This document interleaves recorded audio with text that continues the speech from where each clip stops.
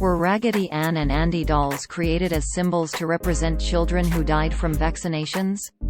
No, that's not true.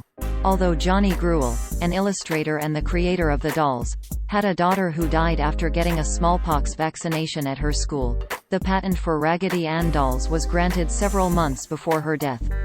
Some evidence suggests that the character of Raggedy Ann was developed even earlier by Gruelle as one of the minor characters in his illustrations. The claim appeared on Instagram, on June 17, 2021. The graphic features an illustration of Raggedy Ann and Andy dolls with the text, quote, "What do you know about Raggedy Ann and Andy?" Patented September 7, 1915 by Johnny Gruelle. His 13-year-old daughter, Marcella, was vaccinated without his consent at school for smallpox. She subsequently died as a result. He created the dolls to stand as symbols for the dead children from vaccines. The dolls represent very real vaccine deaths and danger. End quote. This is how the post appeared on Instagram on June 18, 2021. Quote, "View this post on Instagram, a post shared by Follow the Rabbit. Whole Rabbit. At truth_my_religion." End quote. Source: Instagram screenshot taken on Friday, June 18, 19 hours 21 minutes and 20 seconds 2021 UTC.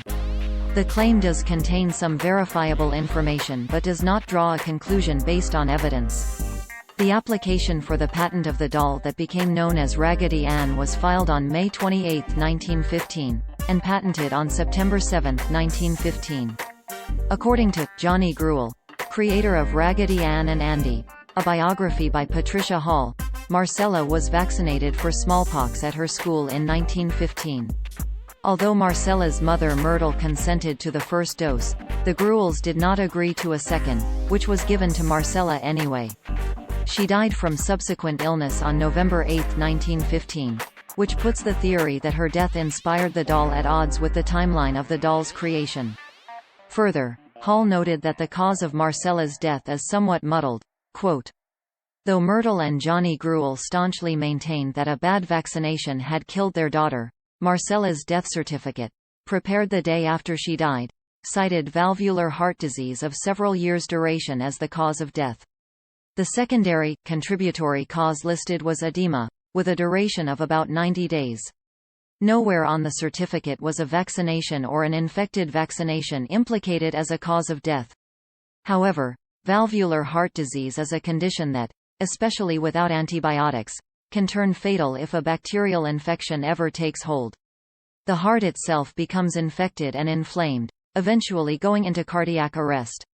Though difficult to prove, a dirty vaccination needle or contaminated serum was the most likely cause of the infectious illness that had proven fatal for the Gruelles' little daughter." End quote. In an email to Lead Stories on June 18, 2021, Jonathan Green, a toy seller and Raggedy Ann and Andy enthusiast, said, quote, "It is true that Johnny Gruelle did lend his name to campaigns against vaccinations, but I have not found any anti-vaccination advertising or propaganda that used the image of Raggedy Ann. I imagine that the publisher, P.F. Volland, would not have allowed it." End quote. The oft-repeated origin story of Raggedy Ann's creation is more chronologically plausible. According to Timeless Toys, Classic Toys and the Playmakers Who Created Them, by game inventor and toy historian Tim Walsh, quote, "The story goes that Marcella, while exploring her grandmother's attic, happened upon an old, tattered rag doll. The doll was faded and had lost one of her shoe-button eyes. Still, it was love at first sight as Marcella rushed off to her father's studio with the floppy old doll and an uncontainable smile. Johnny, with brush and ink in hand, took a long enough break to paint a new face on the doll." End quote. The book continues, quote, "Whether or not Raggedy Ann came to be in just this fashion is anybody's guess. One thing is known for sure: Marcella had a rag doll that she cherished, and Johnny Gruelle, the consummate observer, watched his little girl play and gathered wonderful ideas for his stories. Soon a droopy rag doll called Rags began appearing within the panels of Gruelle's Mr. Tweedledee comic strip.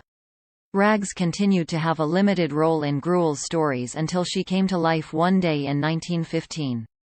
End quote. According to the Strong National Museum of Play, Raggedy Ann dolls and its corresponding children's books were not sold by toy manufacturers until 1918, and the character of Raggedy Andy did not appear on the market until 1920.